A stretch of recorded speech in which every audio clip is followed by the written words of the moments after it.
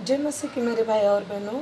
जैसे कि अधूरे सुधार से जो विपत्ति आती है, जैसे मत्ती में लिखा है कि जो अशुद्ध आत्मा अपने जो मनुष्य से निकल जाती है और वो झाड़ियों में जागा मतलब ढूंढते घूमती है। अगर उसे किधर विश्राम नहीं मिलती है तो वो वही घर में प्रवेश करने की कोशिश मतलब वो वापस आने की ये देखती है। लेकिन अगर वो वापस आती है तो उसे अगर हमारा सजाया सजाया घर दिखता है, अगर हमारा घर खाली दिखता है, इसका अर्थ क्या है? मतलब जैसे हमारा प्रार्थना जीवन अच्छा नहीं है, हम खाली यीशु यीशु करते हैं लेकिन हमारे में प्रार्थना कोई अच्छी नहीं है और मतलब परमेश्वर की नहीं महिमा कर रहे, एक शैतान की महिमा कर रहे हैं, तो पक्का उसको वो घर में जगह मिल जाएगा। तो वही मैं आपको बताना चाहती हूँ, मेरी खुद की मामी के साथ ऐसा हुआ है। मेरी मामी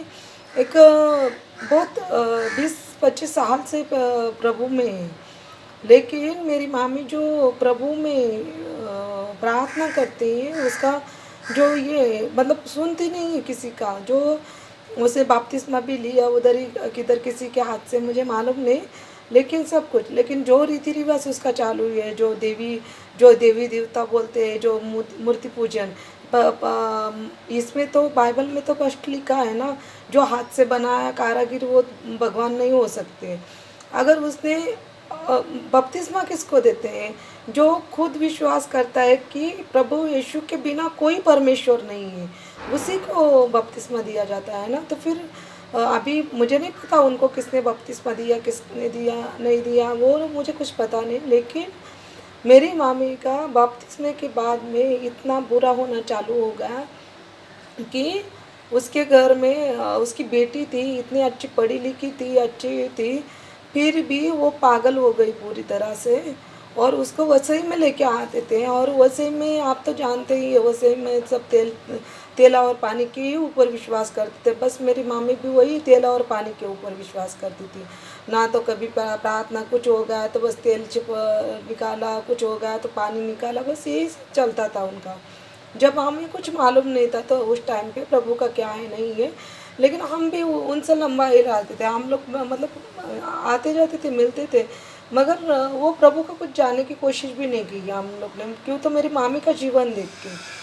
लेकिन वो बेटी इतना पागल होकर मर गई। उसके बाद घर में इतनी विपत्ति आई कि इतना बुरा हो गया। मेरा मामा हेड मास्टर था, वो टीचर था हेड बोल के, तो वो इतना मतलब अच्छा कमाई करता था। हम लोग के परिवार में सबसे ज़्यादा सुशिक्षित परिवार वही था, सबसे ज़्यादा इतना अच्छा परिवार, लेकिन इतना बिखर गया क्या बताऊँ।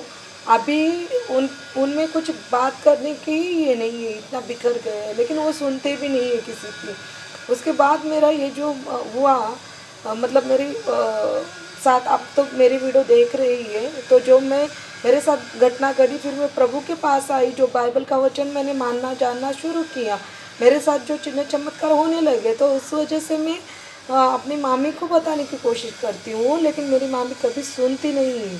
उसका जीवन एक ही है, वो सुबह 4 बजे उठ के बाइबल तो पढ़ेगी, लेकिन उसका पालन नहीं करेगी। उसके बाद 7 बजे से लेकर शाम तक जो टीवी चालू करेगी तो पूरा कार्यक्रम देखेगी, और कार्यक्रम में वो सास बहू को गाली देती है, बहू सास को कुछ बुरा भला कहती है तो उसको भी वो गाली देती रहती है। ये मैंने जीवन अपनी मामी का देखा है।